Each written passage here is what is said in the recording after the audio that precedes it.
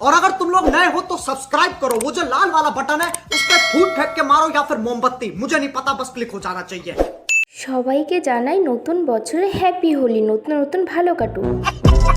চলো দেখতে থাকো তারপরে কি হয়। এদিকে তার শালিকে রং মাখানোর জন্য খুব অনেক দিন ইচ্ছা ছিল, তাই আজকে পূর্ণটা হলো। তার শালিকে আজকে ইচ্ছা মতন রং মাখাচ্ছে। দেখো এদিকে রং মাখামাখি হচ্ছে, চলো দেখতে থাকো তারপরে কি হয়।